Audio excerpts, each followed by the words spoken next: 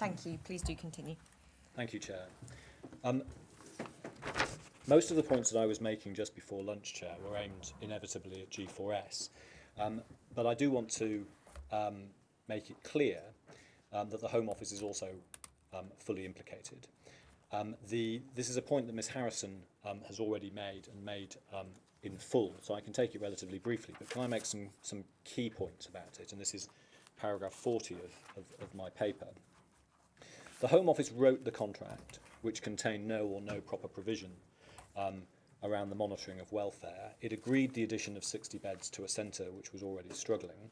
It has staff, including contract monitors on site, and in particular we just note, in respect of GDWG, Mr Gasson, the senior Home Office manager on site at Brook House, is in all those meetings. He's certainly in the key meetings, which are those meetings that complain about and agree action in respect of GDWG.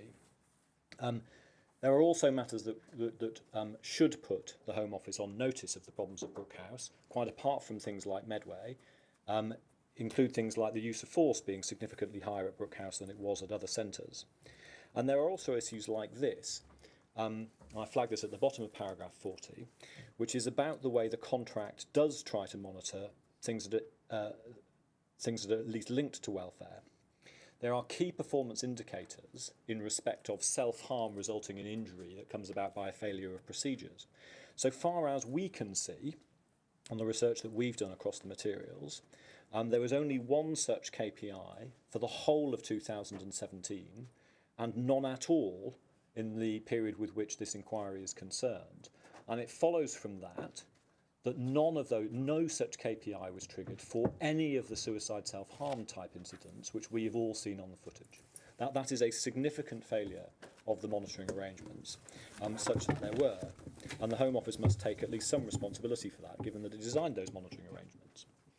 The other reasons why the Home Office doesn't get off the hook in relation to this is because you can see the extent to which the attitudes and approaches to detained people are shared by at least some Home Office staff. And I go back to this Vanessa Smith point, which is the investigation that conducted following control and restraint training in February 2018, where there was an upheld complaint in respect of a number of people, but including her, about the language that was being used, the abusive language that was being used, including Ms Smith reporting that she would go to town on them, meaning detained persons, and laughing in that context.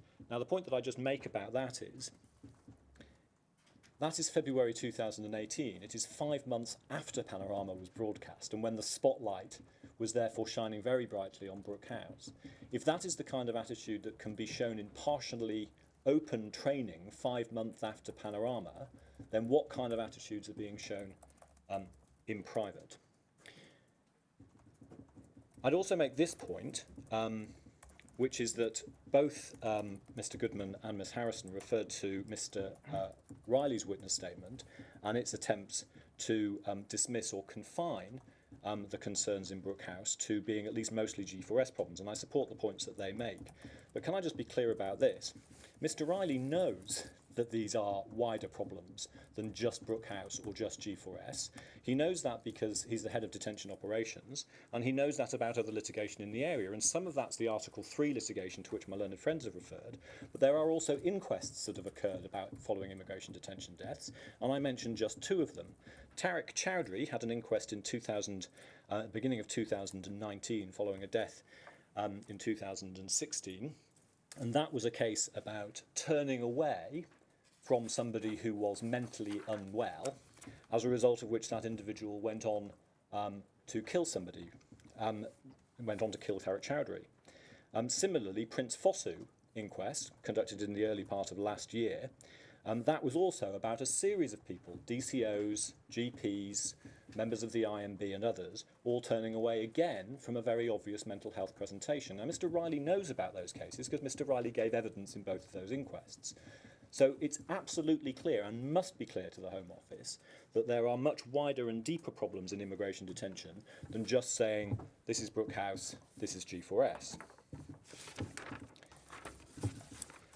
Can I move on then to deal with healthcare? Again, this is being dealt with by others in greater depth than I intend to deal with it. But can I just mention one point that arises at paragraph 44 of my note, which is that it must be, we submit, a clear question for this inquiry as to whether it is wise to have the provider of GP services in Brook House having a clear and presumably substantial financial interest in the contract for the provision of those services.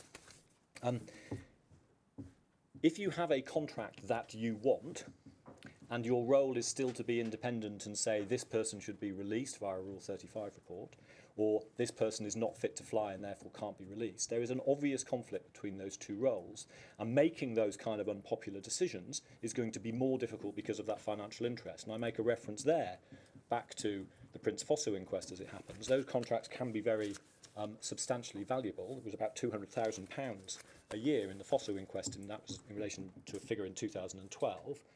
We might want to ask what the value of the contract was in Brook House in 2017. I then deal with the Independent Monitoring Board. I'm afraid that the DPG core participants ask that whether the IMB is fit for purpose. It is supposed to be a key statutory safeguard against precisely the kind of thing that was revealed by BBC Panorama. That's what Section 152 of the 99 Act sets up. That is what Part 6 of the Detention Centre rules set up. But not only did the IMB not identify and correct what was happening, there were a number of issues that were obviously very concerning, including, and I set a number of these out, the narrow approach that it took, looking at systems rather than individuals. Now, I'm not going to go through the list of points that I make in the note, but I will just flag one of them. It comes from the GDWG evidence. There was a meeting on the 16th of August 2017 where GDWG were called in to have a meeting with Paul Gasson and Steve Skitt, so G4S and the Home Office, where a number of points about whether and about the approach of GDWG was put, and threats were made, including in relation to the restriction or removal of the drop-in surgeries, a threat that GDWG obviously took extremely seriously because that was going to seriously curtail what they could do for detained people. But that meeting came about as a result as an action point from an IMB meeting and is referred to in those documents. Now, why does the IMB think it is any proper part of their function to be dealing with GDWG in that way or any other way or actioning in that way? It looks, I'm afraid, very like assimilation of the IMB to the cause of G4S and the Home Office. And it's being used, all of that was done in the name of GDWG being said to be straying over boundaries, acting as a protest movement, and not to be trusted. That sort of us and them thinking was absolutely key, and it showed the IMB and G4S and the Home Office on one side, and GDWG on the other. Now, we recognise, and this may be part of the problem, that the IMB is a volunteer organisation with limited resources. But that goes to the question whether it's fit for purpose, and we do ask you to look at those structural points about the IMB, because asking volunteers to face down potentially senior members of G4S or senior members of detention staff and say that's not good enough, you can't do it in that way, you need to act differently, is a big thing to ask them to do. Now, that certainly requires training, and probably quite intense training, and probably reminders that that is part of the role that is expected of the IMB. But it may go wider than that. It may go into issues like recruitment, because if you have an organisation that is based entirely on volunteers, you're only going to recruit people who can afford to work for free, and that has issues about diversity and the kind of people you're going to have. This is not the only case where there have been issues around the IMB in this role. It may be that structurally they are simply not suitable and equipped to discharge the role that they're being expected to discharge. I mention here that it's not clear, GDWG in particular would like me to make it clear that the work that is being done by the IMB now is of a much higher quality. The reports that are coming out, my learned friends referred to these, are much stronger, 2020 and 2021. But it's not completely clear whether that learning is based and that change is solid and permanent, because it's not clear that any of the structural things have changed and that the learning is done and the acknowledgement is being done on basis of what happened in 2017. I'll now turn to deal with GDWG. because their evidence goes a long way beyond the IMB, and I set out material in the paper. They do, the key point arising from their evidence is, of course, that much of it corroborates what Panorama showed by showing their clients inconsistently reporting issues of poor conditions, dehumanising treatment, problems with access, and so on, and also the way staff tended to speak abruptly to those who were detained. But a further key point is the extent to which the GDWG evidence shows a management attitude that was defensive to the point of bunker mentality. And you can see it in the email exchanges, and one of the advantages of this bit of the evidence is you can see it contemporaneously with things like GDWG sending perfectly sensibly drafted emails, perfectly friendly emails, and getting shut down in response. There's a moment in the Verita interviews, and there's a moment in the Verita report, where Kate Lampard is essentially putting to witnesses, what's wrong with that email? Why is it that you're getting jumpy about that email? And you can what that is revealing is the mentality there. But I've got a list of points that's set out in the paper. Can I just emphasise a single one of them, which is this. One of the things that G4S appear to have got particularly upset about is one of the GDWG members, Naomi Blackwell, putting in a witness statement in judicial review proceedings in support of a particular detained person. Now, what she did, and we've got an example of at least one witness statement that was done in this way, although I don't think it's this one, what she did was put in a short witness statement that says what she is seeing of that individual, because that individual was believed to be lacking mental capacity. So she said, this is what I'm seeing, this is their presentation at the moment, and this is why I am concerned or think that this person doesn't lack, this person lacks mental capacity. What that results in, ultimately, is the High Court accepting that and other evidence that that person did indeed lack mental capacity to take relevant decisions. That person was obviously therefore highly vulnerable, and ultimately that person was held by the High Court to be unlawfully detained.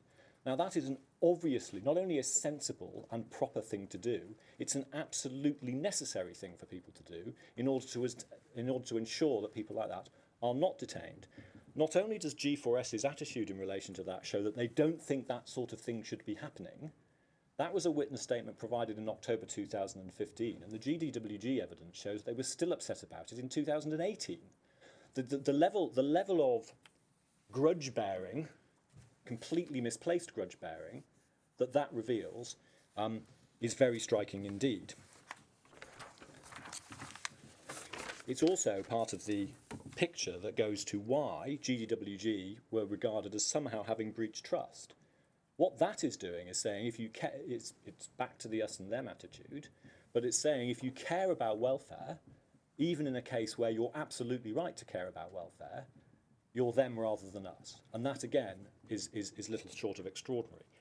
And bear in mind, similar to the Vanessa Smith point, if GDWG, as an organisation, are being treated to and spoken to and getting in that sort of way and getting that level of resistance, what is happening in relation to detained people? If you're treating GDWG like that, how are you treating detained people? Now, the point of that, of course, is we know how they were treating detained people because we've got the video evidence of how they were doing it. But what the GDWG evidence tells us is that video footage is representative, and those sorts of attitudes go wide and go deep. I want to finish by talking about my formerly detained person clients, D687 as part of the original judicial review and D390. I am going to deal with this relatively lightly because neither man will be giving evidence in this phase, they'll only be in the second phase. And I'm doing it in the context that the inquiry is, of course, looking at both men and is asking the extent to which they suffered Article 3 ill treatment, and that requires a multifactorial assessment of factors which include their personal characteristics, their relative levels of vulnerability, what they experienced both subjectively and objectively, over what period, and what was the object of those. What was the object of that treatment? All of that is relevant to the Article 3 assessment, and that's why I've talked about things like language. I make that point just for this reason. The assessment goes much wider than just the individual uses of force with which we are focusing in some respects. 13th of May in relation to D687, 5th of June in relation to D390. One has to look at the lead up to those things and look at how they ended up in the position that they did when force was applied. Now, just doing that first in relation to D687, can I flag the following? First, his mental health, diagnosis of recurrent depressive disorder and PTSD, and that's now confirmed by a recent report for the purposes of this inquiry by Dr. Galapathy. He has a history of childhood trauma and abuse. He has a history of being a child in care, as a former looked after child. He is, we've seen the suicide and self-harm risk, which was at all material times, and we've seen it on the video. Can I emphasise the length of time also that he was detained? Because that's obviously relevant to whether or not his, whether D687 was broken by immigration detention. By May 2017, he had been held using immigration powers for 2 years and 3 months, very long period of time. He had been in Brook House since October 2015. So about approximately 18 months. He couldn't see any material progress in his position, and so that's the foundation for the despair and lack of hope that we saw on the video so dramatically yesterday. Mention this also, the length of that detention meant that he was in detention when both his grandmother and his brother died, and you can see the significance of that because it's in the contemporaneous notes, but it's also one of the things he shouts on the video when he's talking about that. That's why he's talking about that, because of that you can see the real impact. All of that is happening in what we now know were the conditions of Brook House at the material time. The Professional Standards Unit dismissed his complaint about racist abuse, but it now seems absolutely inevitable that he will have experienced it, because we can see how rife it was in the centre. We can see he will have experienced a ragged, febrile and hostile atmosphere that was present. Now, he may, of course, be wrong about some of the detail of that, particularly on when exactly matters occurred or who said it at what particular time. But that is because he's somebody is a very high level of distress and is mentally ill. And can I just, you'll see that I put in the note some contemporaneous records of how he was, because at this particular time, in the couple of weeks leading up to the 13th of May, it was very clear that D687 had reached a stage where he wanted to die. There was a GDWG database note, which is a telephone message, which records him at this point as being at the end of his tether, frustrated by lack of progress, doesn't want to go back, in detention for 2 years. Grandmother and brother died before Christmas and he hasn't been able to pay his respects. And you then see it in Callum Tully's own impressions, recorded around the 13th of May 2017, but looking back at what he knew of D687 before then. And Callum Tully, one may think, was displaying rather more insight into the needs and presentation of a vulnerable person than much more senior people.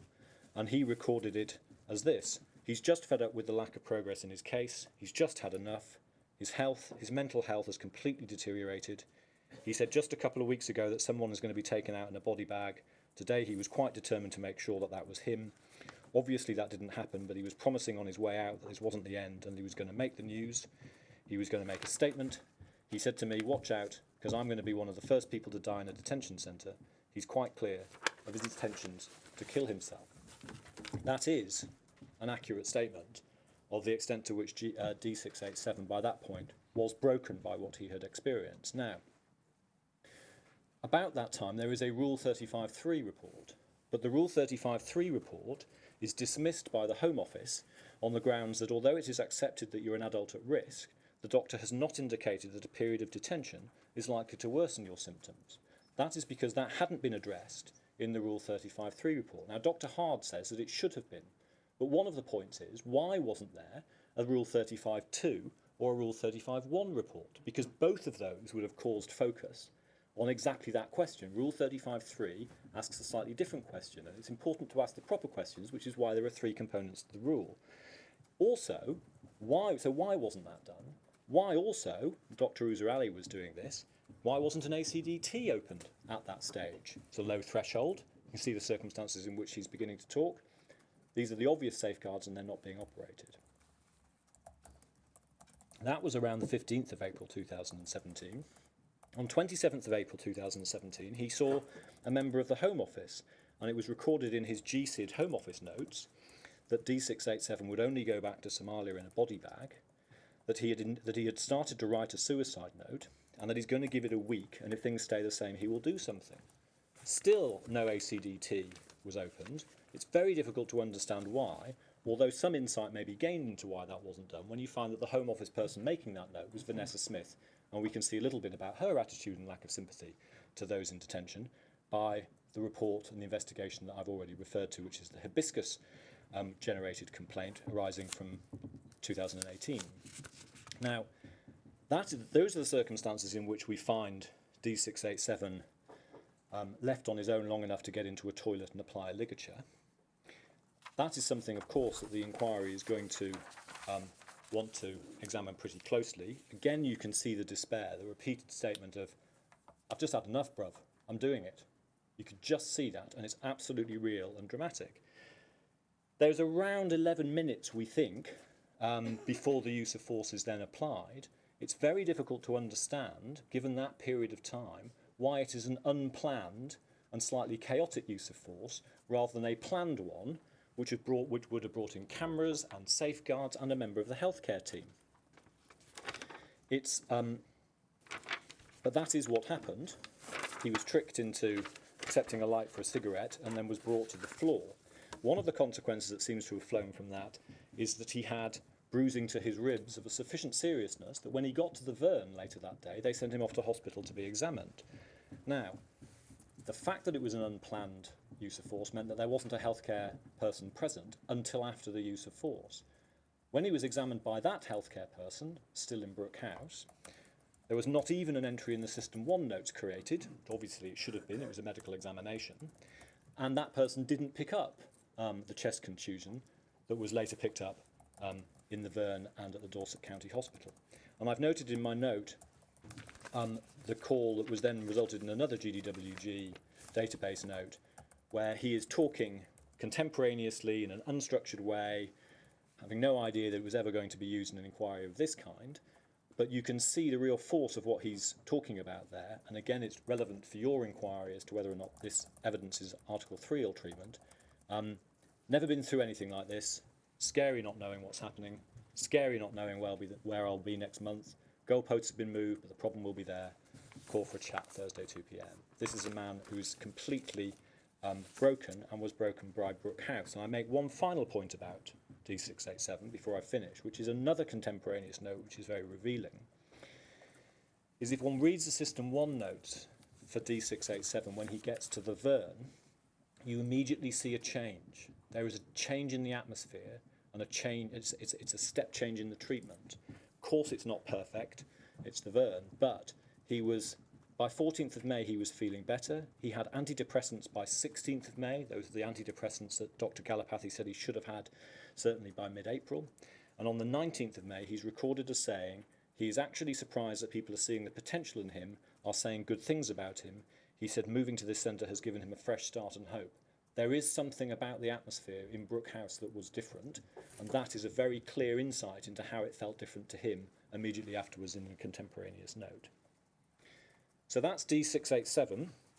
D390 is also a survivor of serious childhood trauma and abuse. Came to the UK as a student in 2004. He overstayed and he worked for a period as he accepts illegally, and that led to 3 convictions for document and immigration offences and a sentence of 18 months. But I do need to emphasise that those are his only convictions, either before or since. He has no history of any kind of other conviction, no evidence of violence or anything of that kind. And the reason why I mention that is because when he serves his sentence in Maidstone, his mental health concerns have begun to emerge. But around that time, and as he arrives in Brook House on 15th of May 2017, he somehow gets categorised as representing a risk of disruption and escape. And he is put on an escape risk list, which turns up in senior management team handovers, on shift handovers. Now, it's very difficult to understand how that assessment was reached, given D390's history, but it did make its way into those documents, and one of the things we would like to see explored is the extent to which that influenced or impacted upon the way that he was treated, because Brook House staff do seem to have concluded that D390 was actively resisting transfer, that he was absolutely, I'm not going, you may as well bring a team, seems to be the attitude. That's completely inconsistent with any way that D390 has ever behaved. What D390 was in fact doing was advancing an asylum claim which required an interview, but which he had also made an application for bail. And the reason he didn't want to go on the 5th of June is because, and this seems to be, at least it seems to be true, he had a bail hearing listed at Taylor House sometime later that week. The date's not clear. He was expecting to be released, so he didn't want to be moved and miss that date. He wanted to be there in order to get out. So that is all that he was doing. But that is not how he was treated. And we will need to investigate, we say, why that came about. And some of the evidence in relation to D390 includes material about an earlier incident which involved some other detained person boiling a kettle apparently as for potential use as a weapon. We can see evidence from Callum Tully's video materials which are about staff, including in particular DCO Sean Sayers, names familiar to many in the room, were feeling wound up. And that being wound up, and being wound up in relation to a previous incident with another detained person, seems to have meant that the team stayed wound up when they came to encounter D390. Now, we'll need to untangle all of that at some stage, and I will also say this. It's a matter of very deep regret that it now appears that the camera footage of that episode, which would have helped enormously in unwrapping exactly what happened, is completely missing and apparently, so far as we can see, without explanation from G4S. It's absolutely clear from the documents that both camcorder and body-worn camera footage was made.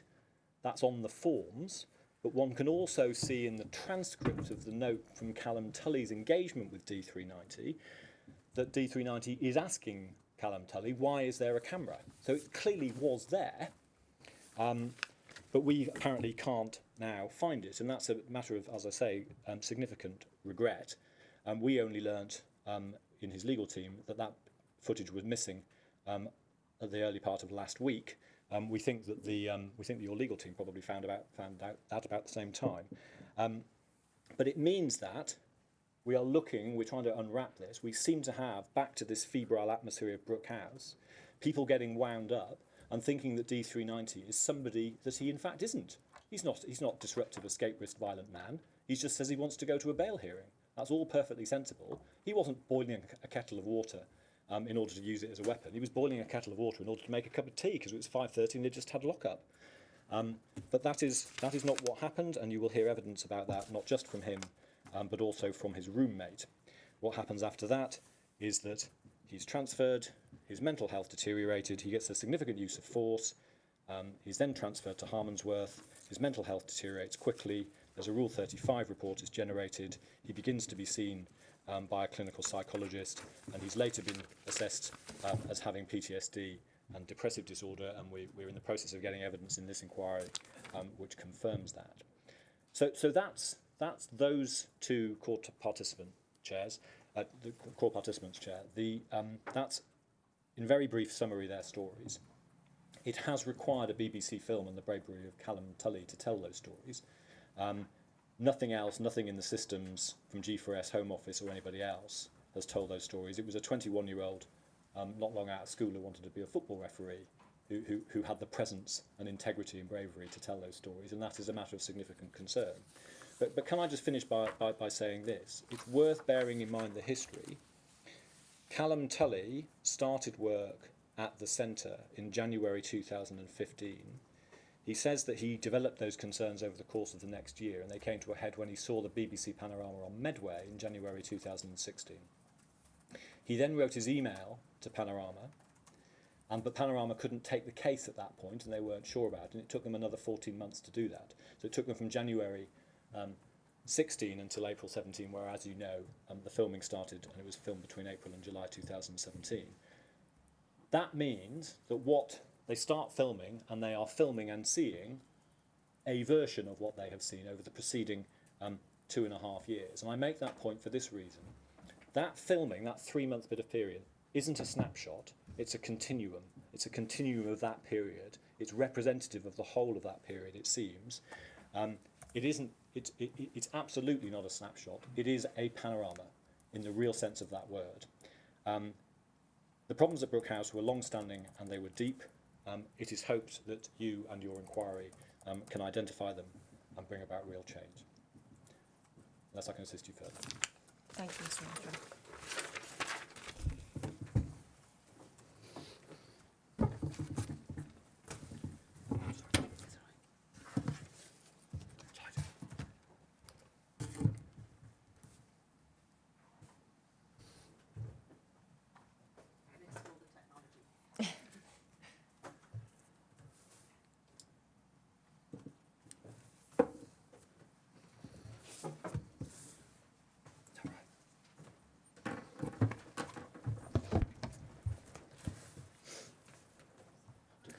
Chair. Thank you.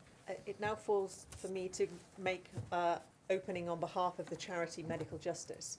As you're aware, I also represent other individual clients who are instructed by who instruct back Murphy solicitors, and you're going to hear about the detail of those individual cases from my learned friends, Miss Liu and Miss Profumo.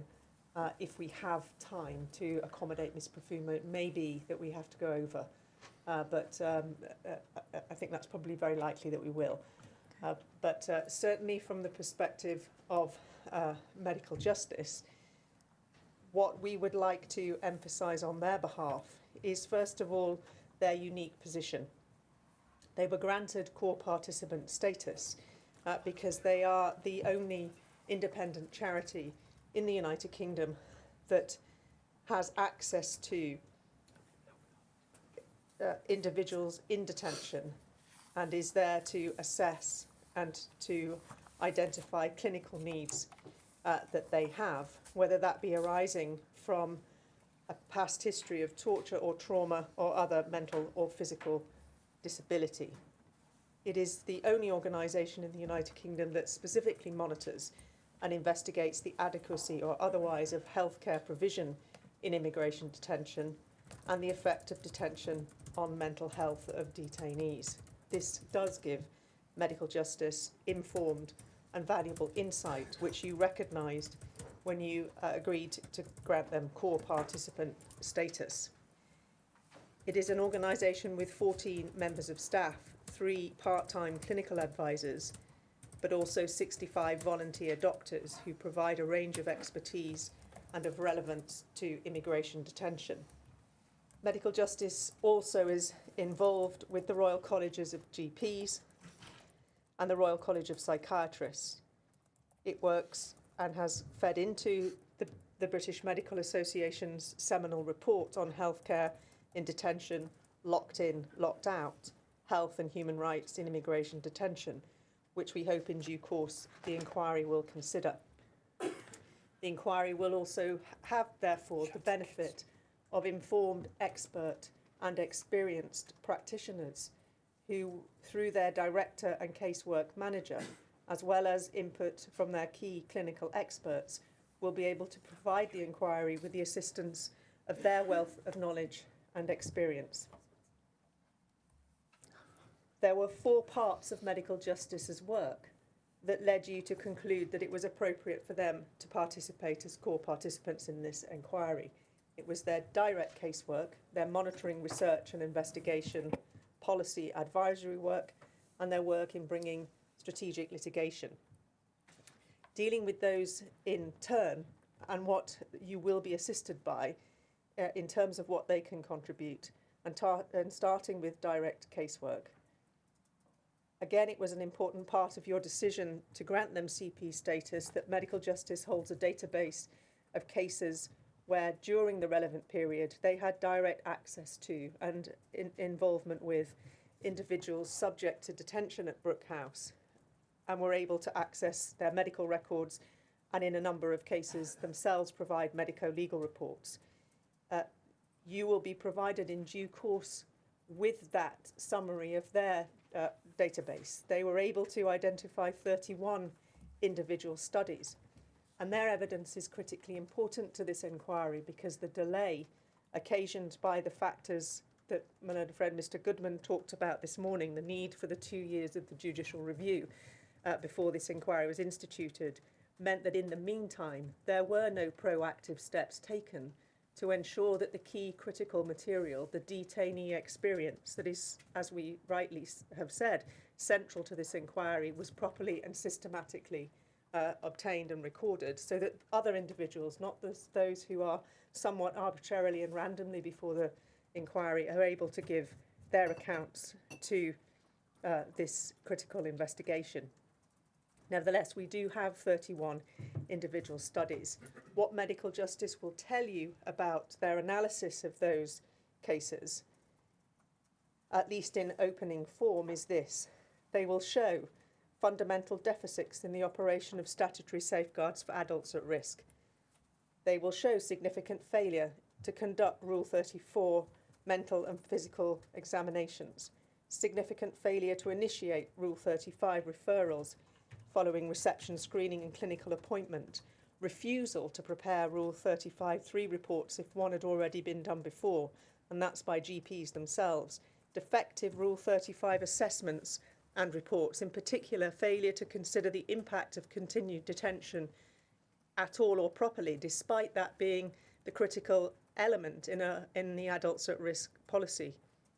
Complete failure to produce Rule 35(2) reports, even when the individual is on ACDT or is actively self-harming and suicidal. And that, as we've now know, is ongoing and continuous. Almost complete failure to produce Rule 35(1) reports. Inability of the Rule 35 process to properly identify indicators of trafficking and modern slavery.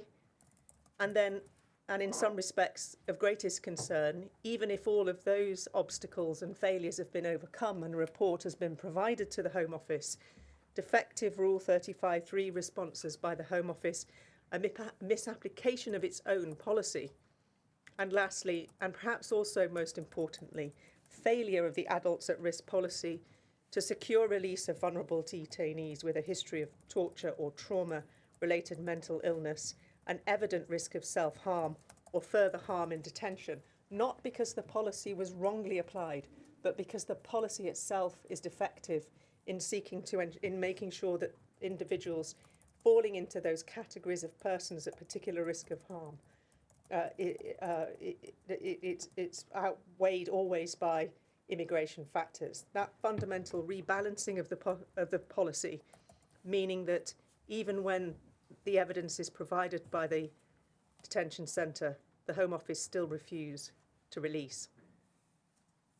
In respect of clinical care issues, Medical Justice's analysis of the case studies will show that there are significant failures in the provision of adequate physical health care and widespread failures in mental health provision. It will show that as far as the ATDT process is concerned, it is a containment strategy. Whilst it may stop self-harm and suicide by physical restriction and isolation, it has no effective clinical or therapeutic input or effect. And it will show that in the regard with suicide and self-harm, there's a fundamental disconnect between Rule 35 and the adults at risk policy. In respect of food and fluid refusal, this is routinely treated inappropriately. It is not recognised as a sign of distress or a potential symptom of mental illness or an issue of self-harm or protest often born out of despair. Their analysis will also show Rule 40 wrongly deployed as a management and containment strategy for vulnerable detainees suffering mental distress, again without recognition of the significance of the mental health context. And finally, use of force and risk of use of force pursuant to this containment strategy for mental illness, often directly related to the need to transfer the person into segregation. Force is used and misused. In addition to its casework, Medical Justice will be able to assist the inquiry in drawing on the information that it has provided in numerous forms in reports over the years. Its research, going back to at least 2007, has identified systemic flaws in the legal and policy framework and its application to the detention, in particular, of vulnerable people.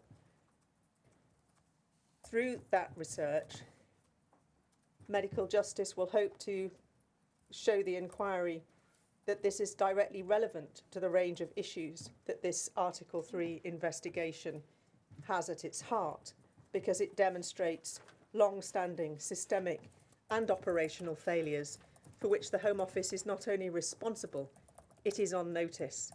I won't list those reports now, but they will be provided to you in due course, and there are 12 of them.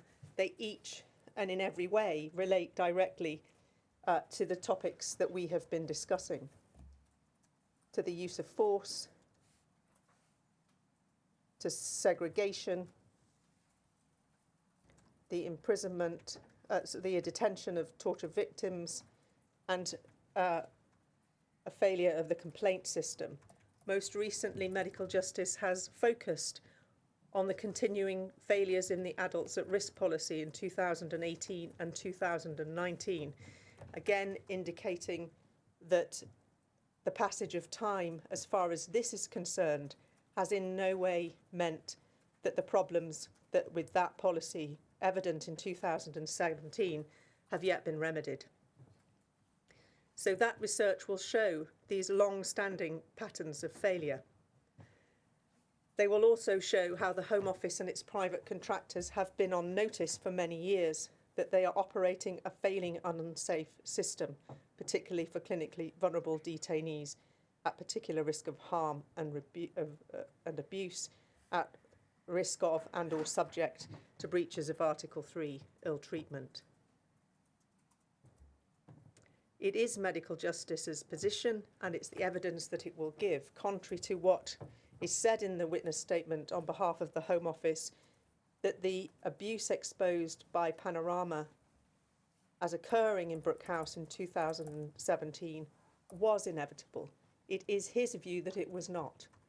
That belies any understanding of those long-standing systemic problems which were always going to lead, one way or the other, to what was happening at Brook House. The only variable and uncertainty was whether it would be uncovered.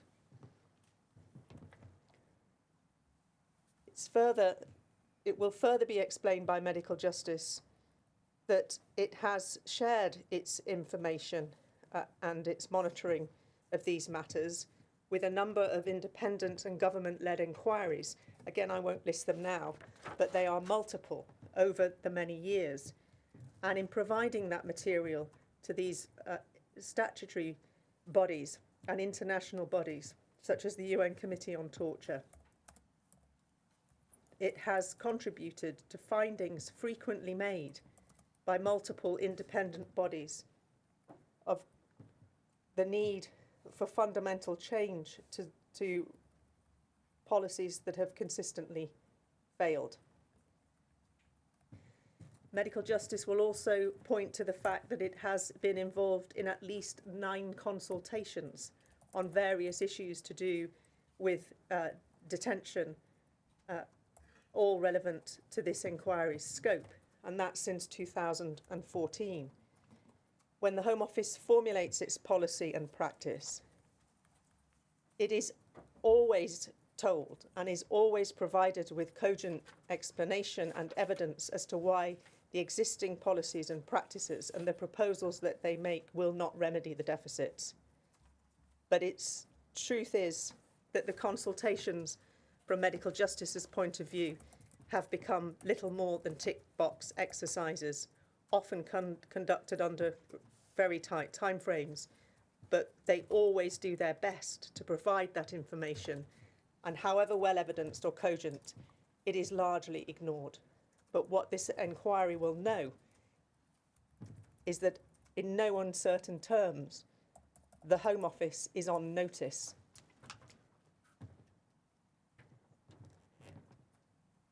And it's on notice not only because organisations like Medical Justice, and they are not the only ones, there are many others, providing the Home Office with key material where they could do something different.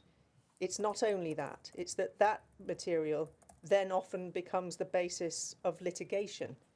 And Medical Justice will be able to provide the inquiry of its experience of challenging through the courts systemic illegality and failure in the Home Office policies and practice on detention. And what it will tell the court about that is that legal proceedings have no effect on the conduct and practices of the Home Office in sticking with and maintaining with its flawed and failing policies. This has been most evident in the context of challenges relating to Rule 34 and 35 of the detention centre rules. It is a good example of how the Home Office, whilst asking for information and seeking advice, ignores it. When the Home Office agreed, following Shaw 1, to review its policy and to formulate the adults at risk policy, Medical Justice provided it with detailed information. It warned the Home Office that the policy lacked adequate mechanisms for identifying vulnerable people and that it failed to provide adequate safeguards for those in detention. They also made it clear that it increased the evidential burden on individuals to prove that they are vulnerable and made it more difficult for individuals to be released from detention by rebalancing vulnerability against a wide range of immigration factors in favour of the latter. Medical Justice had several meetings, face-to-face meeting with Home Office policy makers, and provided written evidence, making it clear that the adults at risk policy would fail to meet the stated intention of the Immigration Minister to accept the recommendations of Stephen Shaw to improve the protections and reduce the numbers of vulnerable detainees in detention. Those warnings were ignored. Medical Justice then brought a legal challenge to part of the adults at risk policy. In finding in Medical Justice's favour, the judge noted Medical Justice made much the same points as it did in these proceedings during the consultation. That was in respect of the definition of torture. The judge found that the formulation of the adults at risk policy in that way undermined the statutory purpose of the legal framework introduced by Parliament in 2006. And the judge ordered the Home Office to amend the policy. It's a salutary lesson and a learning in understanding that whilst the Home Office may say one thing to Parliament and to the public, that it accepts the findings of Mr. Shaw's report, that it will act to improve the protections for the vulnerable in detention, the practice is diametrically opposed to that reality. Whilst it may apparently concede in principle, it may wring its hands, it may say it's appalling, but simultaneously it will conduct a rearguard action to entrench its position in favour of detention and enforcement and against protection and welfare. Recognising that is critically important to what recommendations this inquiry makes.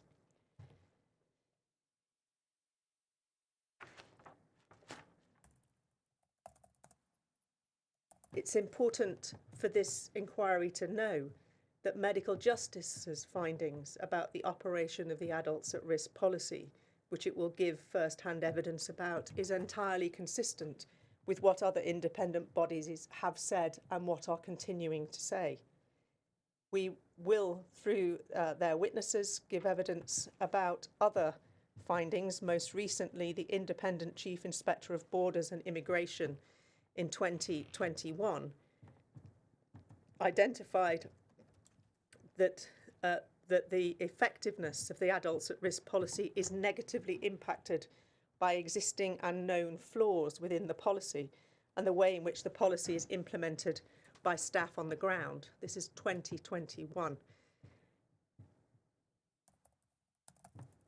It is recognised that flaws in the adults at risk policy remained unaddressed and are unlikely to remain so for some time. And he commented upon the fact that the Home Office's principal concern has been the perceived abuse of the system, for example, of medico-legal reports which coloured how staff at all levels thought about detainees and safeguarding mechanisms which existed in the adults at risk policy. Those concerns, as was indicated this morning, are only confirmed, and confirmed in the most dramatic and significant way by the findings of the Independent Monitoring Board that I referred you to this morning, and I won't repeat them now, but it is a very serious concern for Medical Justice that all of those factors continue to operate and now operate with the Independent Monitoring Board identifying those as creating an inhumane environment and treatment currently operating within Brook House when the pressure is on to remove people on charter flights. For Medical Justice, it is the use of force that is of primary concern, obviously, as it's central to this inquiry. It has been, again, a long-standing concern, and medical justice, as one of its very first reports in 2007, set out and identified incidences of assaults as long ago as then in the report Beyond Comprehension and Decency. And a year later, in 2008, Medical Justice published a further report, Outsourcing Abuse. So it has been a long-standing feature of their experience as charities working in this area that abuse has and assaults have been an aspect of the ill treatment of detainees. For medical justice, it will be important for this inquiry to have a clear focus on the links between the high incidence of clinically vulnerable detainees and the use of force. This leads to individuals with unmet, complex needs whose mental health deteriorates in detention, exhibiting signs of overt distress, disturbed, bizarre, and sometimes violent behaviour, self-harm and suicidal ideation. People who are profoundly unsuitable for detention and whose clinical needs cannot and are not adequately treated in detention is clear. Officers who have no training or skills to address these challenging situations except by use of force, ACDT and segregation. Brook House has no medical wing and its mental health services are limited. These are the conditions for misuse and abuse of force and segregation on clinically vulnerable people, which medical justice's evidence will demonstrate, as does the extensive material now before the inquiry. The misuse of segregation has likewise been a long-standing issue for medical justice. It issued a report in 2015 exactly on that topic, calling it the secret punishment.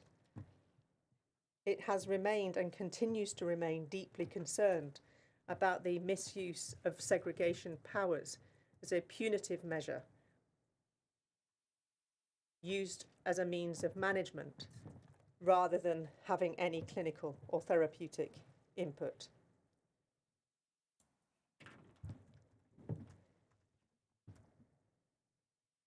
Medical justice intends to be able to identify through its analysis both of its own caseload, of the case studies that we have, married up with the inquiry's extensive disclosure on use of force, to identify the themes, and some of them now will be repetitive, but if I can just identify some of them. Medical justice will say to the inquiry that that the forms of use of force applied in immigration detention are inappropriate, and prison techniques should not be transferred into the immigration detention estate as they have. The use of prison-based systems of physical intervention designed for refractory and violent offenders within the prison estate is premised on high-level restraint, interventions of teams of officers using techniques such as locks, pain compliance and prone restraint. This is inappropriate for those who are clinically vulnerable and for others who present no real risk of refractory behaviour, but it's nevertheless a default position. It leaves little scope for alternatives and de-escalation, all of which should be first resort, but there is clear evidence that it is not. It simply fail to take account of the complex needs and vulnerabilities of those they are looking after. It is not premised, but it must be on a clinical model for intervention, incorporating preventative and therapeutic approaches to challenging situations rather than just punitive action. Secondly, medical justice will say to the inquiry that the inappropriate use of control and restraints interventions on clinically vulnerable people is what is at the heart of risks of Article 3 ill treatment. Applying restricted practices such as restraint through shields, arm locks, handcuffs, backhammer locks to effect relocation into segregation purportedly for the individual's own protection is not only contrary to the Mental Health Act Code of Practice, which would be operated in a hospital environment, it risks Article 3 ill treatment. There is a clear evidence not just of a failure to respond to indicators of physical and mental vulnerability in control and restraint interventions, but as we saw over the last few days, a willful tendency on the part of staff to treat a vulnerable detainee's expression of distress as signs of non-compliance, resistance or aggression, which results in the use of further prolonged high-level restraint, which is totally inappropriate and takes no proper account of the individual's vulnerability. It is clear, and medical justice have identified this for a number of years, there is no appropriate clinical training for the staff to recognise, manage and support vulnerable detainees in distress, exhibiting symptoms of trauma and other mental illness. And that is a fundamental failure.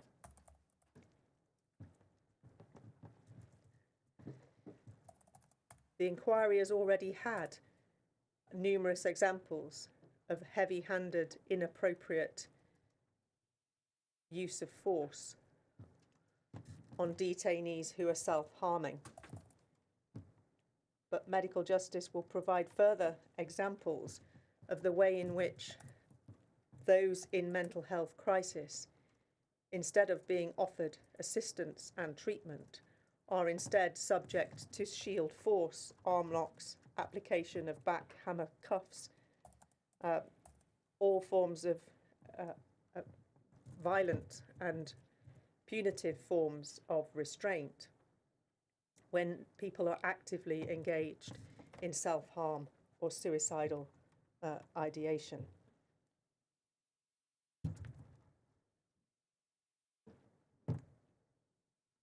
There was even reference yesterday to the National Tactical Response Group deploying pepper spray on detainees who are on the suicide netting.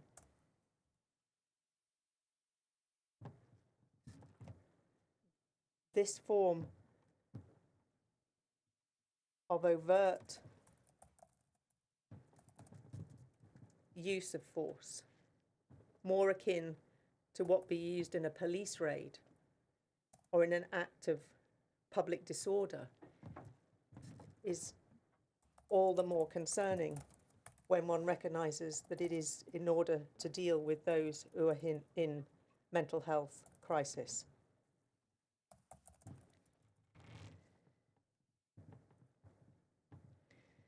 Finally, in terms of the use of segregation, it is absolutely clear, and medical justice will assist the inquiry to consider the evidence and the implications of it, of the use of segregation as a means of managing serious mental health crisis and risk of self-harm. It is supposed to be an exceptional measure, but it is clearly routine. There is no regard for how damaging segregation and isolation is for those who are suffering from a mental health crisis.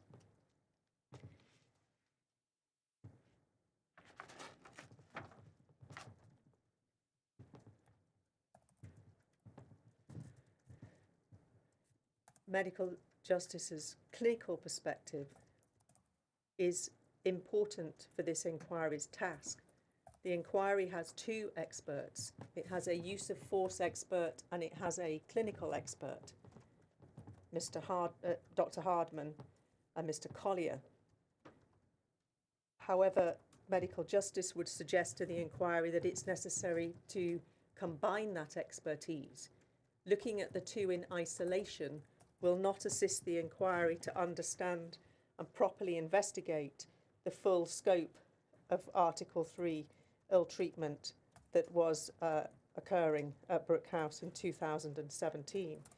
there is a need for that to be correlated and the use of force evidence to be analysed in the context of its clinical implications, where it is concerned with those who are clinically vulnerable. And if that correlation does not take place, there will be a deficit in the inquiry's proper understanding of this key part of its investigation.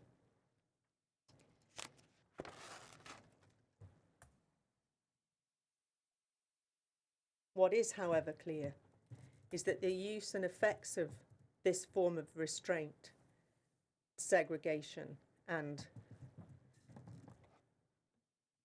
punitive measures on clinically vulnerable people is that, as the Article 3 case law establishes, this is as much a question of breach of Article 3 as the misapplication and deliberate misuse of restraint powers that were so graphically exposed, in particular with regard to the detainee D1527. But that is not the entire scope of what this inquiry must consider when it comes to the application of the use of force.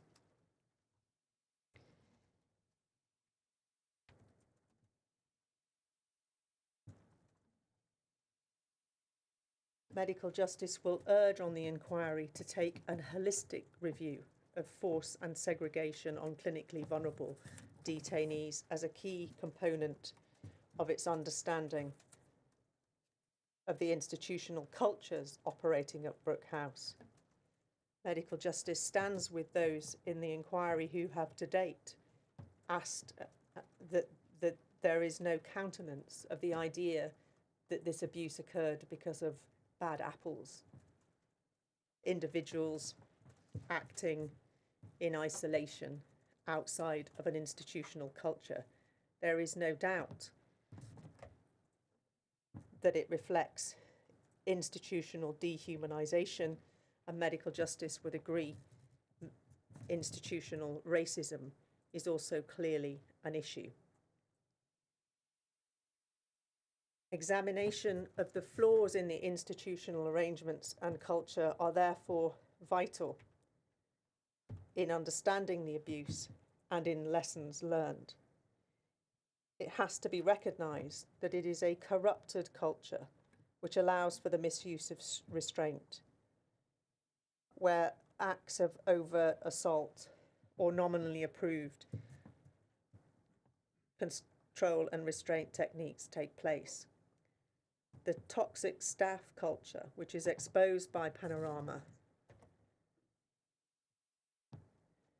means that explanation cannot also come from the fact that you have stressed, overworked, and ill-equipped staff. They are not the root causes of the mistreatment, although they certainly contributed. It is a pervasive culture of abuse, sanctioned by the application of prison-like control and restraint methods, whereby staff perceive the use of force and segregation as necessary to punish detainees regardless of the circumstances.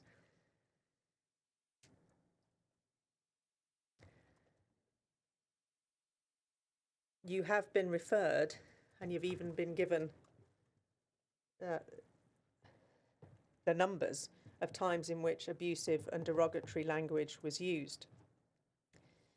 And it's particularly focused on those who have vulnerability, although not exclusively so.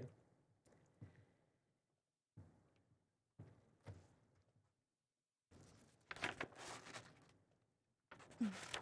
Harrison, excuse the interruption, but I wonder if we should take a break at this. How much longer do you have to go? I think I have another 15 minutes.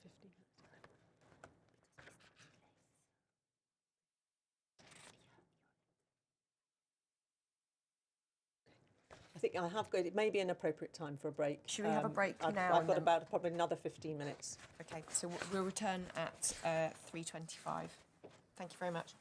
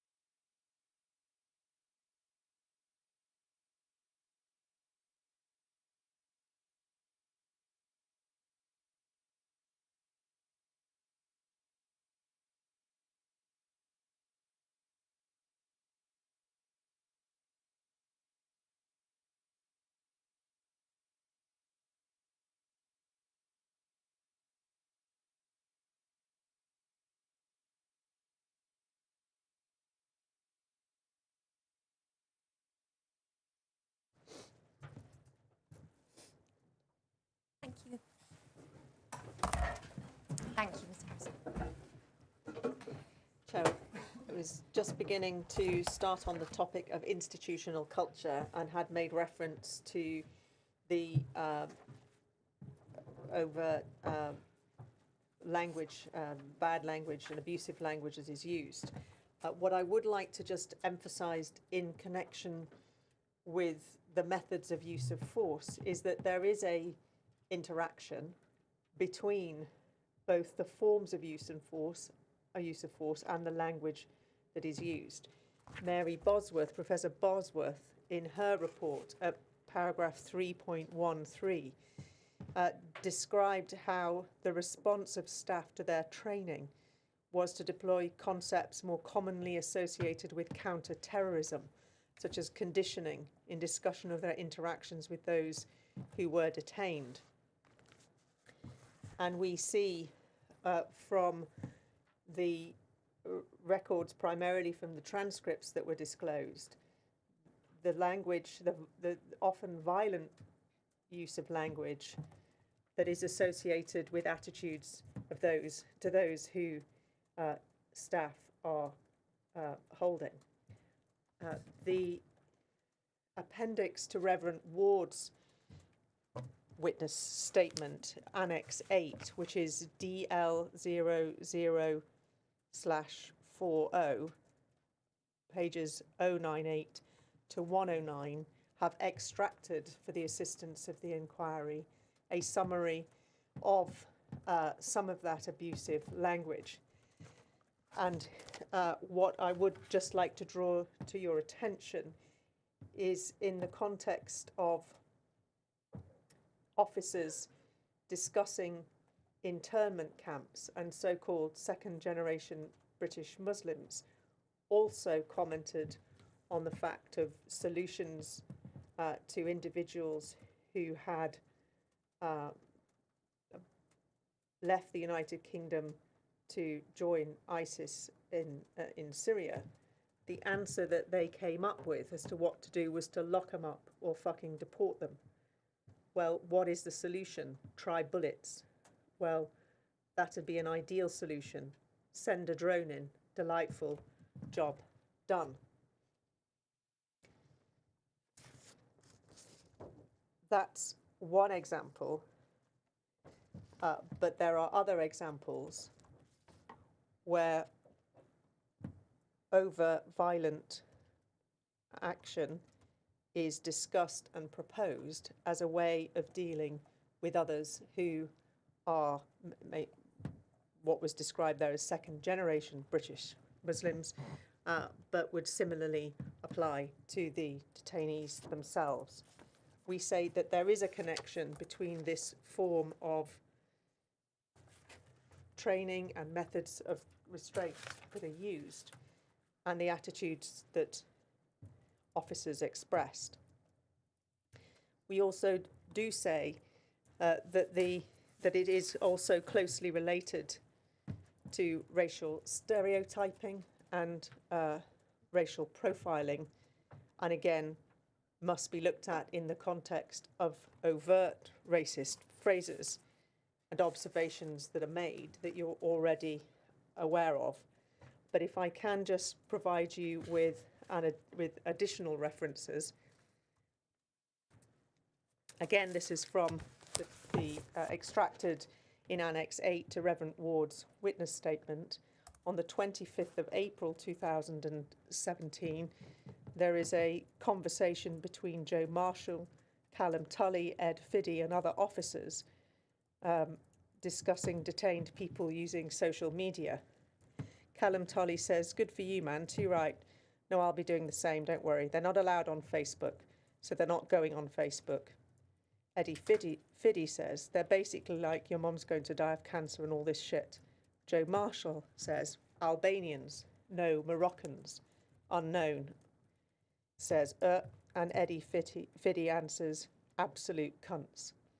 So there's a clear example of racially derogatory language being related to a person's race and nationality. There's further example on the 29th of April, again involving Callum Tully recording a male officer who's unidentified, but referring to how he was communicating with a detainee who was swearing at him, and in that context expressed this view.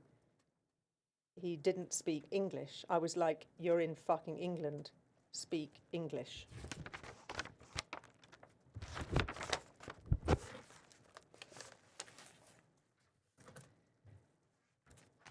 Again, at this stage, those are only examples, and they're not isolated, and you have them set out there. So that overt derogatory and racist language and stereotyping is also the context in which use of force is applied to detainees who are treated with profound disrespect.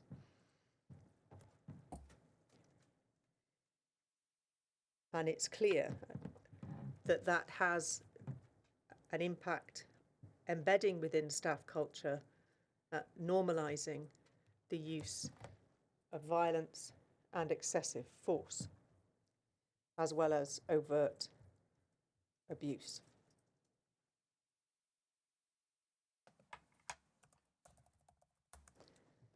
The final topic relevant to medical justice's medical expertise is its information that it can provide to the inquiry about the operation of healthcare more generally and the deficiencies within it. What medical justice's evidence will show, in addition to those repeated concerns about Rule 34 and 35, is that there are clear inadequacies in the ACDT policies, the failure to report and treat people experiencing suicidal ideation and feelings of self-harm effectively and properly, that there is a clear inadequacy of training and expertise of detention staff in the care and management of mental illness and suicidal ideation, and a lack of clinical involvement in important decisions that have significant impact on mental health, including ACDT and segregation. That's particularly important in the context of individuals who lack mental capacity or whose capacity is compromised. There is no provision within the detention centre for any form of adjustment or assistance for those whose mental health is compromised and may need assistance in understanding and contributing to decisions to segregate or otherwise restrain them. That's a long-standing further problem that has also been subjected to extensive litigation, but nevertheless the Home Office has failed to put into place, and even now to put in place, adequate arrangements that meet the legal obligations under the Equality Act to make adjustments for those with mental health problems, including and in particular those whose mental health is so compromised by lack of capacity. Medical justice can also identify other problems relating to the lack of continuity of medical care as a consequence of detention, and frequent situations, which was that of the experience of detainee 1527, of a lack of medication, particularly on arrival, even where medication has been prescribed in the community or in other facilities. Detainees experience prolonged periods where their medication is stopped and they have difficulty reinstating it. There are clear failures of clinical staff to identify, report and engage in any form of safeguarding duty. And there are inadequacies in recording and assessing detainees who are refusing food or fluids. Finally, in respect of mental illness, there's a fundamental inadequacy in the assessments of whether a detainee is fit to fly and fit to be removed, and an insufficient consideration on the impact of removal on detainees with a serious medical condition.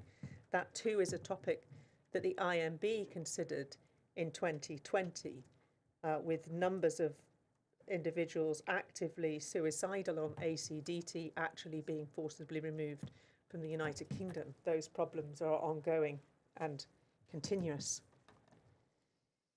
Medical Justice strongly concurs with the observations that were made by Mr. Armstrong about the way in which the role of the medical practitioner is compromised by their role in immigration removal centres, and that their independence is not properly safeguarded. That is compounded by what we've heard about the Home Office's lack of confidence in its own system. Those words were carefully used by Mr. Shaw, but what they mean is that the Home Office does not accept and rejects the opinions of those it employs to carry out these important functions, and that creates a fundamental deficit in the system, and it risks compromising the doctor in giving their opinion and in ensuring that doctors continue to see their role as effective and useful if their opinions are constantly rejected.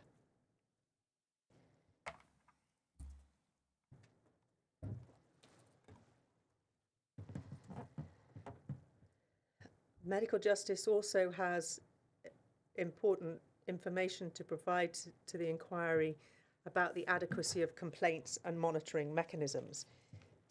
Medical Justice in particular is able to provide the inquiry with direct evidence of the Home Office's own failure to engage in and respond to the evidence of systemic failure. It itself carries out no effective monitoring of practices, despite knowing that this is a major issue and an ongoing one. It singularly fails to ensure that it monitors what is happening within these facilities, and that is a fundamental failure in its oversight responsibilities. Medical Justice has also tracked for many years complaints and responses to them. Its report in 2014, Biased and Unjust, the Immigration Detention Complaints Process, laid bare some of the fundamental difficulties and failings in the complaints process. Medical Justice is not aware that any significant change or improvement has been introduced to address those mechanisms. It underscores the concern that the culture of disbelief also invades the PSU. And it is stark, looking at the investigation that was conducted into D1527, that it was only if his complaints were recorded and corroborated by video footage were they accepted. This complaints process does not start from the premise that the individual may be telling the truth, and on that basis it is always going to be fundamentally compromised.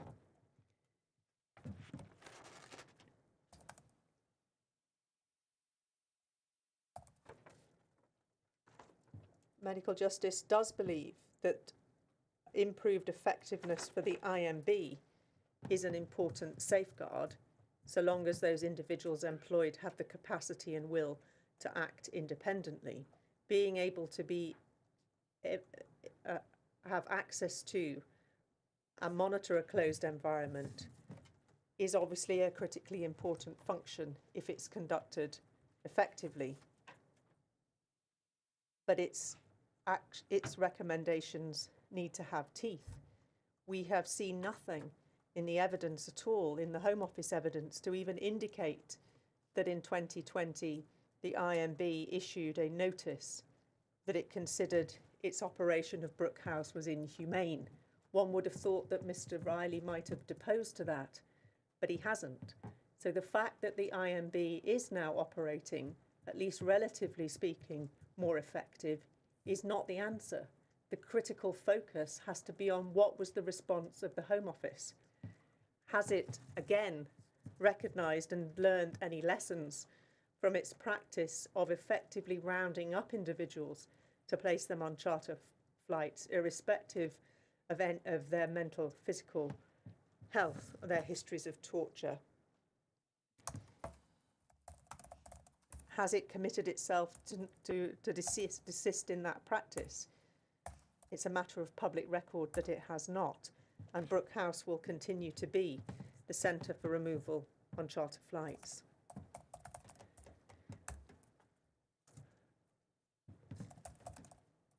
Ultimately, whilst oversight mechanisms are necessary, they cannot ensure this abuse does not occur without Home Office commitment and rigorous commitment to comply with the law and policy and to ensure a safe and humane environment. It is for this reason that medical justice also support the principled position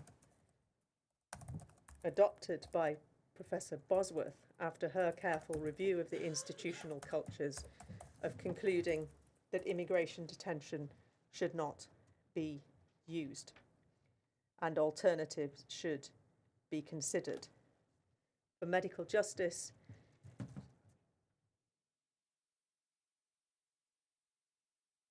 like the British Medical Association, the use of detention is an unethical choice. If one wants to prevent harm, one needs to either end or severely limit the use of this power.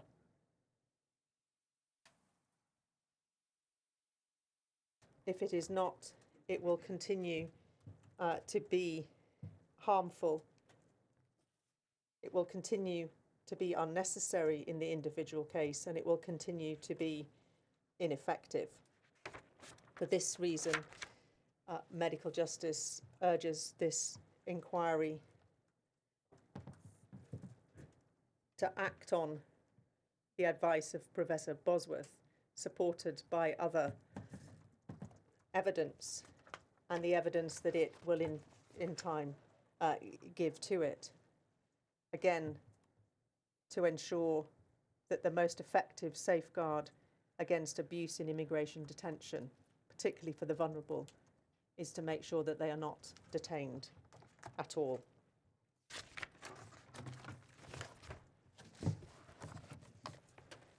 Thank you.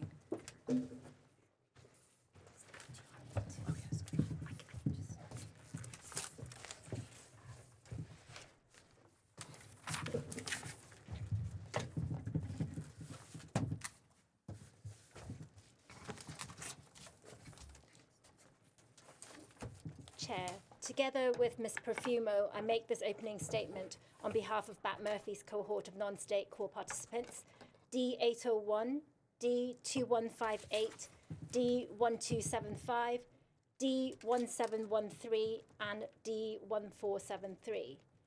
I will deal with the experiences of D801, D2158, D1275, and Ms. Profumo will deal with the other two. Save in the case of D1713, it hasn't been possible to finalise witnessed evidence in relation to these CPs, but their direct evidence will be before the inquiry in phase 2. For the purposes of this phase, we provide an outline of their experiences in opening because it's essential and important that this is before the inquiry as part of the context for the evidence that you will receive next week and the week after. Can I make 4 general points on behalf of this cohort of core participants before coming on to the 3 CPs that I will be dealing with? The first is as to the relevant period. Each of these 5 individuals were designated non-state CPs because they were former detainees who were held at Brook House for some time between the 1st of April and the 31st of August, the relevant period for your investigation. But it is important to note that at the outset, in the cases of D801, D1275, and D1713, their experiences of ill treatment at Brook House extended beyond this narrowly fixed time period.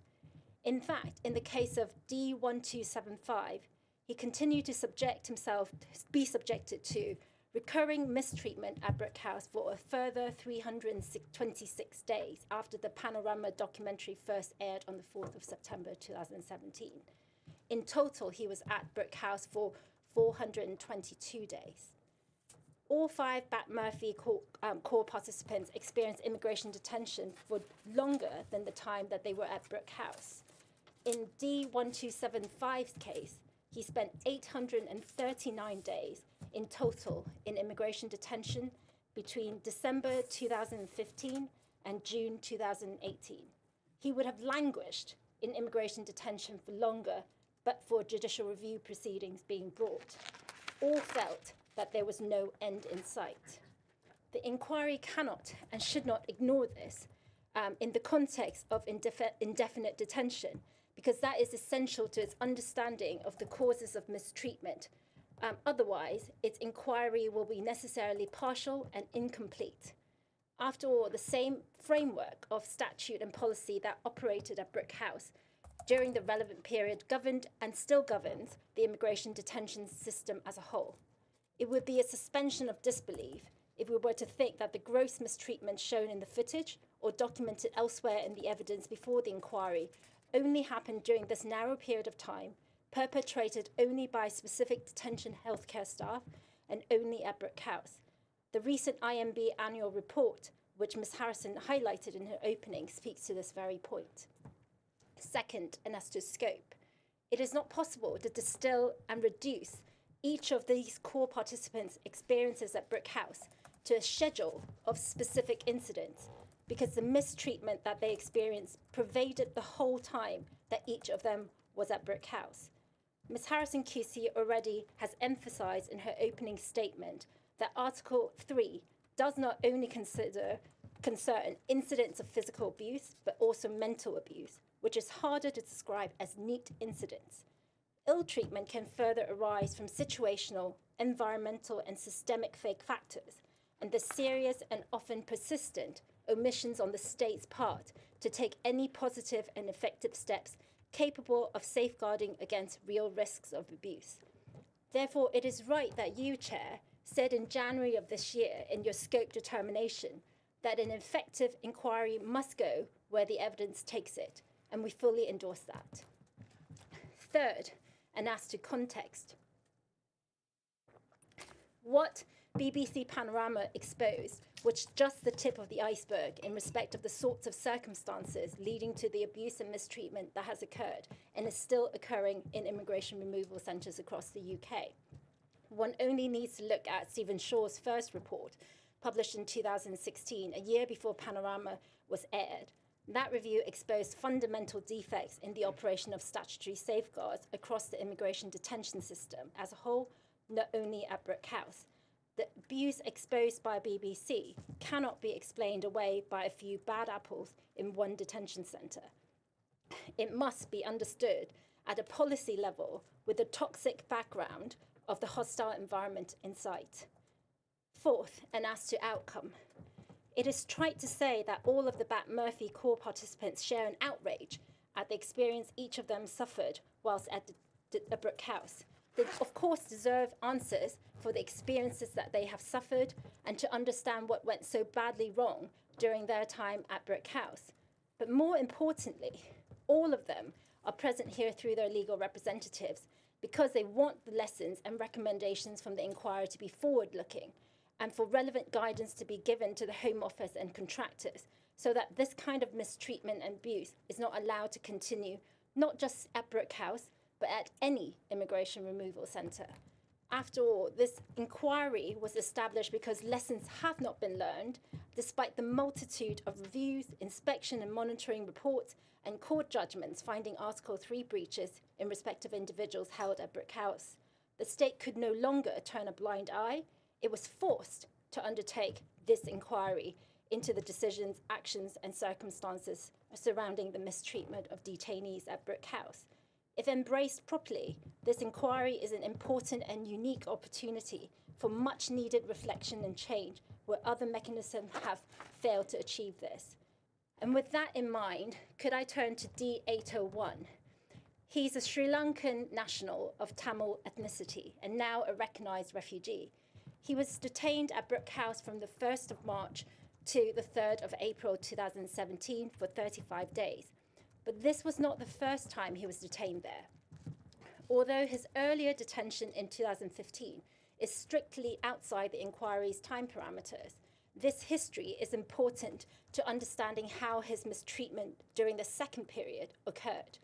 It is also important context for understanding how the adults at risk policy actually operates and why at a policy level it is incapable of ensuring that mentally ill and particularly vulnerable detainees do not suffer harm in immigration detention. D801 is a victim of torture by Sri Lankan authorities, which included beatings, rape, sexual assaults, and suffocation. He came to the UK on a student visa. When that ran out, D801 applied for asylum in 2012 but was unsuccessful. He was detained firstly at Brook House in 2015, April, but removal directions were cancelled and he was released in late May 2015. On release, his mental state deteriorated rapidly, immigration detention having re-traumatized him. The closing of the doors, jangling of the keys, and the environment mimicked his detention in Sri Lanka and triggered intrusive flashbacks. This led to overdoses on at least 2 occasions, and that led to hospital admissions. On one further occasion, he was found in London, some distance from where he lived, hanging on some railings on the side of the road, not knowing where he lived, why he was there, how he got there. The mental health crisis team assessed him to have post-traumatic stress disorder. An independent consultant psychiatrist found him to suffer from psychotic depression. The Home Office knew this. The Home Office knew this because his immigration solicitors told them about this. And in fact, the Home Office referred him to the adult safeguarding team in the local area where he was residing. And they told the Home Office before the second period of detention that he was at serious and immediate evidence-based risk of suicide or serious self-harm. One more fact for context before his detention in March 2017. He was preparing further submissions in support of a fresh claim for leave to remain based on Article 3 suicide risks. He was due to submit the representations in person at the Home Office's further submissions unit in Liverpool on the 8th of February 2017. This was later rescheduled for the 30th of March 2017. Immigration Rule 353A operates as a barrier against removal of a person whilst their fresh claim is under consideration. Until that fresh claim is considered, the Home Office cannot and should not be actively pursuing removal action. At a minimum, they need to see what the person has to say. But in D801's case, the Home Office decided to pursue his removal anyway before the fresh claim appointment. On 6th of February 2017, they made that removal decision, but made it without any consideration of his overdoses, high suicidal risks, and diagnosis of psychotic depression. The only reference in the consideration to his health was a reference to his being on antidepressants, a gross understatement as to what his true mental state was at the time. The detention gatekeeper who authorized his detention for the 1st of March 2017 assessed him to be an adult at risk, level 2. As you may already know, by definition, an adult at risk is someone who is suffering from a condition or having experienced a traumatic event, such as torture, sexual violence, that would likely render him particularly vulnerable to harm if placed in detention or remain in detention. The risk level is on a spectrum set by the Home Office in order to assess the likely risk of harm to the individual if detained for a period of identified time to effect their removal. In D801's case, the professional medical evidence did not only establish that he had mental disorders, it also established likely harm if he were to be re-detained, supported by evidence of his deterioration after the previous detention. In the face of this evidence, he should have been treated as an adult at risk level 3, the highest level, but he was not. He should have been detained. He should not have been detained under the adults at risk policy because there was no imminent fixed date for removal and because he was not a serious public protection concern. He would not have been exposed to any of the mistreatment he later experienced, had a competent decision been made about his detention. But even putting that to aside, the Home Office's recognition of him as a level 2 adult at risk ought to have resulted in a strong presumption being applied in his favour and against detention.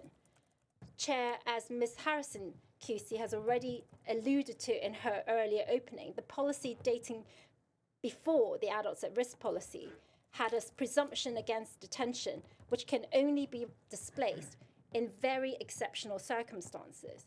Under that policy, D801 was unlikely to have been detained, or if detained, would have been released. But that was not the outcome under the adults at risk policy, because the Home Office has recalibrated the strength of presumption afforded to vulnerable detainees by allowing more weight to be put on immigration factors. This is contrary to the Parliament's clear intention that the adults at risk statutory framework would enhance and strengthen protection against the detention of vulnerable people. Although D801 disclosed a history of torture, past overdoses and self-harming, no Rule 35 assessment was done. No report was raised under any of those limbs until the very end of her detention. You have heard already about the importance of Rule 35. He received no Rule 35-3 after disclosure of torture, no Rule 35-2 because of his suicide risks, and no Rule 35-1 about the concerns raised about detention being likely to be injurious to his health until the very, very last day of his detention on the 3rd of April 2017. He was one of the two only Rule 35-1s referred to by counsel to the inquiry that were produced during the relevant period. But that report came too late, and the damage to his dignity was already done. Within 24 hours of his redetention, he was seen by an IRC psychiatrist who immediately concluded that he required urgent treatment and a hospital transfer under Section 48 of the Mental Health Act. This gives you a real insight into just how unwell he was at the outset of the second period of detention at Brook House and how obvious that was. It also exposes just how the adults at risk safeguards failed to work from the very outset of detention to safeguard his redetention.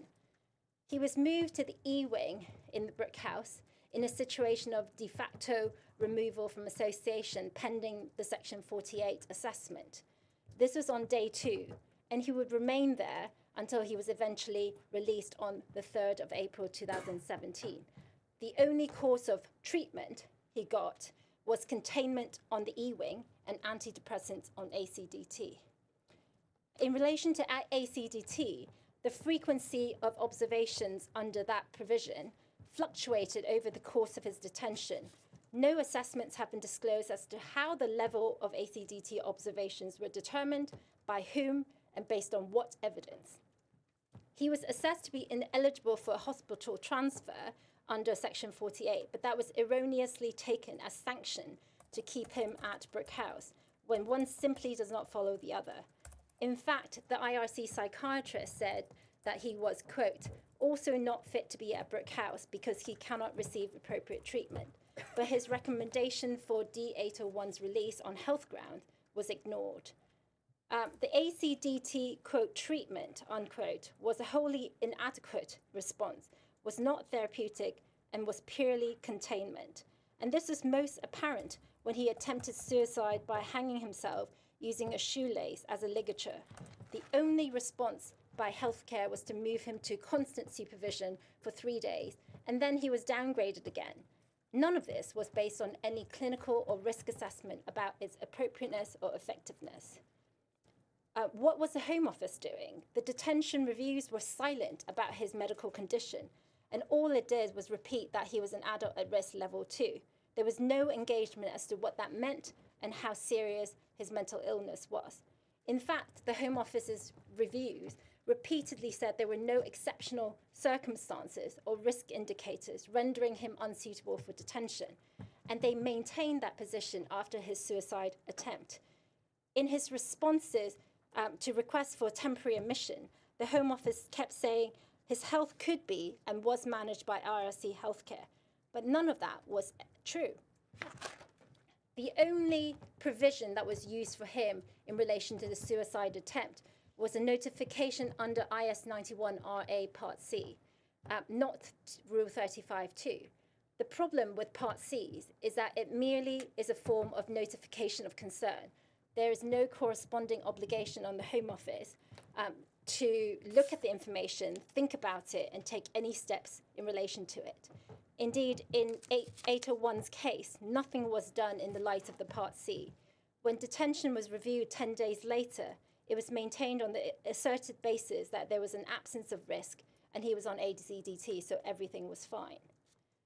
Given all that has been said about this, it would be hard not to describe the treatment that D801 experienced at Brook House as premeditated, not in the sense of any subjective intention to damage his mental health, but rather in the sense that those responsible for the well-being of detainees at Brook House knew he had a mental illness history, persisted in a medical regime for him, which involved neglect and recourse to de facto removal from association. The acts and omissions at Brook House intruded on his human dignity in breach of Article 3. Now, those are not my words. Those are actually the words used by Charles George QC, sitting as a Deputy High Court judge in the case of D and the Secretary of State for the Home Department, a case about Article 3 ill treatment in Brook House in 2012. But they apply equally to D801, and it shows just how little has changed. Can I then turn you to the next core participant, D2158? He's Iranian and was detained at Brook House from 10th of April to 15th of May 2017. He's a victim of torture who suffered beatings and have cloth soaked in oil shoved into his mouth and has long-term dental bleeding as a result. However, because his fingerprints were matched to his having been through Germany, the Home Office was on a single-tracked mind to removing him there and took no interest in his background and history, made no effort to elicit an account of his experience of torture. Although he was treated as an adult at risk level 1, this was only because he disclosed he was suffering from heart palpitations. Nothing was done to investigate the underlying causes of this and the impact of detention in this context. His is a case of mistreatment by a series of persistent omissions to take steps to identify him as vulnerable and at risk of harm and detention, to provide him with the much-needed medical treatment, and to provide him with means to communicate with detention staff, Home Office, healthcare, to understand why he was there and how to seek help when he was unwell. D2158's experience has to be understood against the backdrop of Home Office decision-making. He wasn't detained, actually, when he first arrived in the UK. He was assessed as low risk of harm, low risk of absconding. But on the 30th of March 2017, the Home Office decided that he needed to be detained pending removal to Germany. And this was unlawful because the test for detention in a Dublin 3 case is if you're at significant risk of absconding, and they have already decided that he wasn't. But rather than grapple with the truth of its own risk assessment, the Home Office instead raised his risk level from low to high in successive detention reviews in order to justify detention. There is no evidence of a material change in circumstances to support this, and it's a classic example of engineering assessments to fit the conclusion. It is the kind of decision that landed a lot of detainees in immigration removal centres in the first place. Being an adult at risk level 1 was meaningless because it afforded him no protection at all against harm and detention. This is part of the problem because the adults at risk policy devalues information about likely harm that comes directly from the detainee on the purported basis that it was self-declared and therefore self-interested, symptomatic of the culture of disbelief operating across the immigration system. Putting aside that this was contrary to Parliament's intent, this approach only works if the Home Office accepts responsibility for and ensures the proper operation of adult at risk safeguards so that professional evidence independent of the individual is actually capable of being generated promptly and competently. That didn't happen in D2158's case. The disclosure of torture as to the nurse at the reception health screening didn't result in a Rule 35 referral. He didn't get a full physical and mental state medical examination in accordance with Rule 34 within 24 hours of being detained or at all. The importance of a Rule 34 examination and the significance of failure to complete one cannot be understated for the reasons that Mr. Goodman has already explained earlier this morning. When the rule functions properly, any Rule 35 assessment as to whether a person is a victim of torture or has other vulnerabilities form part of this medical examination so that the adults at risk can be identified and information fed into decision-making on detention. But it failed in his case, and it failed in a lot of people's cases, and the failure can result in an adult at risk never being able to get professional evidence capable of supporting their self-declared risk of harm or suffering a delay at a serious cost of leaving them at risk of harm. Even when D2158 repeatedly sought medical assistance for his heart palpitations, his toothaches, for hearing voices, for feeling like someone is choking him at night, little was done to identify the root causes. A mental health referral made early in the detention centre was delayed by 2 weeks. In fact, for 16 days of his detention, the first 16 days, he didn't see any doctors whatsoever.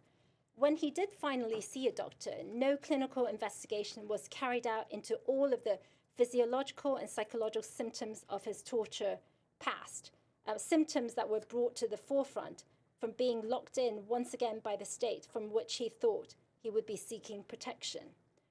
A Rule 35.3 that was finally made did not result in release. We haven't yet seen that disclosed in any of the tranches to date, and we hope to see that before phase 2. It did lead the Home Office to elevating his risk level to level 2, but that made no difference because he was a removal case.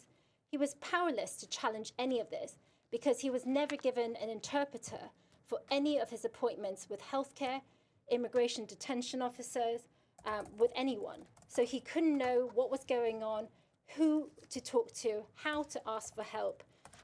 And in put it bluntly, he was given no voice. Significant aspects of the institutional culture at Brook House was disempowering and oppressive and threatening to him. And you'll hear that in due course, I hope. One of the main features also is that he was powerless to even try to make a complaint because, first of all, he couldn't speak to anyone without an interpreter, and he also therefore couldn't find out the people who perpetuated abuse against him. When he conducted food refusal for several days because of fear of removal, this didn't result in any assessment of his mental health. Instead, his food refusal was described as, quote, concern re his diet and nothing more. His mistreatment finally ended on when he was released, and he saw a GP immediately soon after, and he was diagnosed with PTSD. If I can turn you to the final one, is D1275, an Iranian national who suffered from PTSD as well as bipolar affective disorder. D1275 has discretionary leave to remain, granted as part of the settlement from the Home Office for unlawfully detaining him under immigration powers and subjecting him to immigration bail conditions which he couldn't comply because he lacked mental capacity to understand the conditions and make decisions about compliance. The fragility of his mental state is a product of the inhumane and degrading treatment he suffered in immigration detention over 839 days, 442 in Brook House.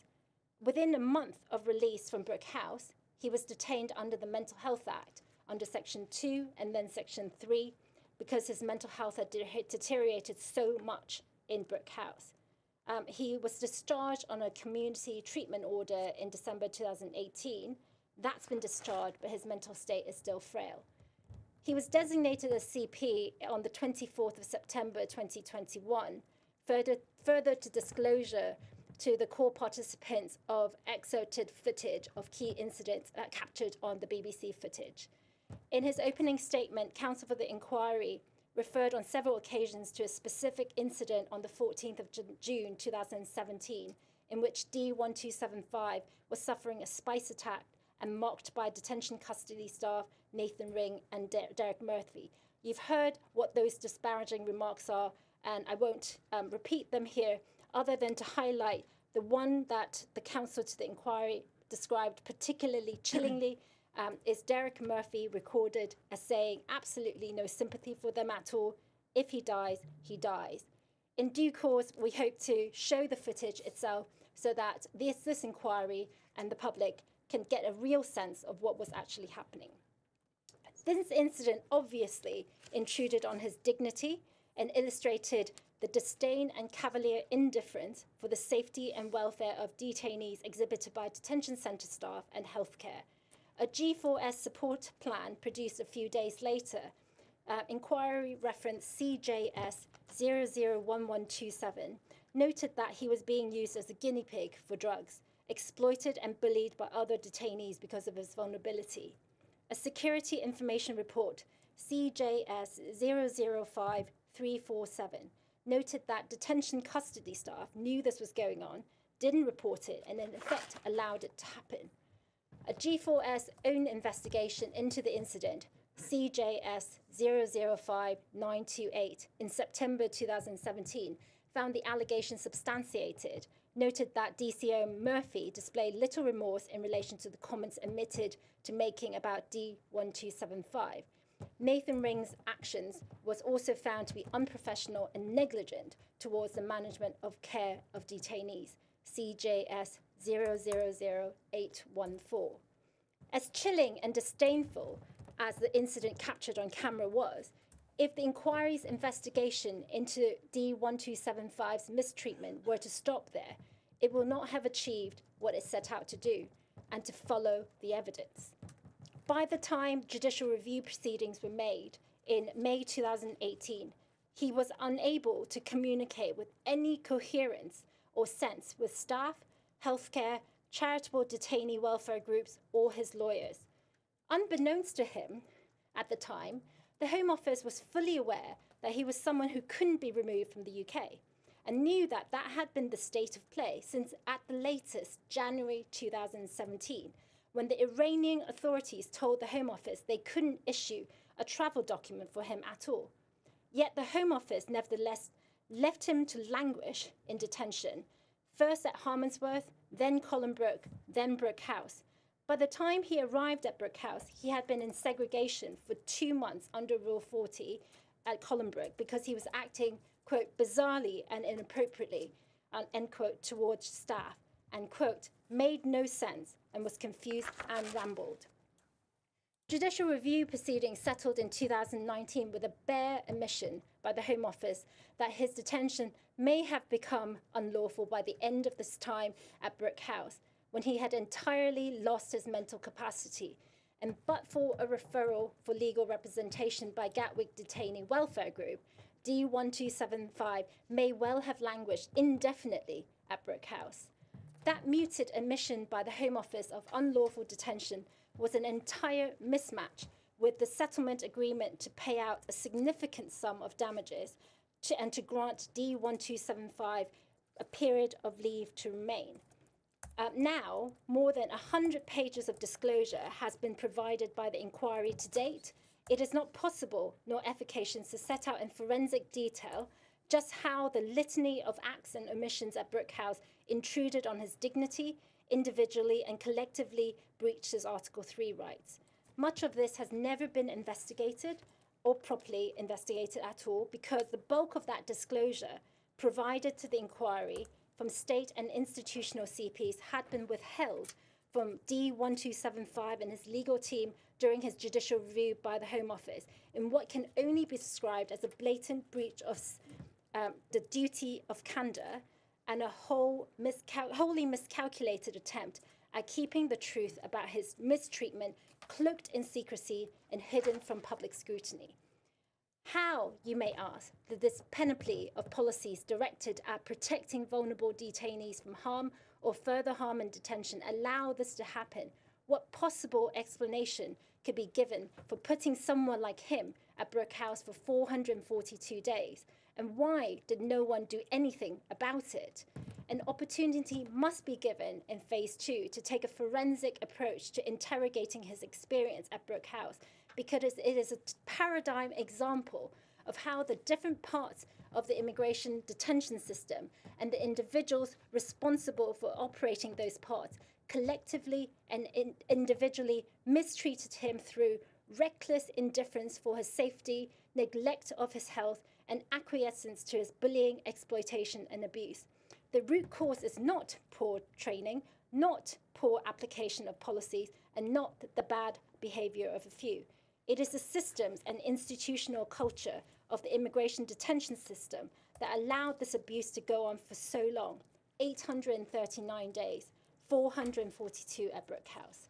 Thank you very much. Thank you, Ms. Liu. In view of the time, I wonder if we maybe will begin with you tomorrow morning, Ms. Perfuma, if that's okay with you. Thank you. And just as a reminder, we're actually starting at 9:30 tomorrow. Very much. I look forward to seeing you tomorrow.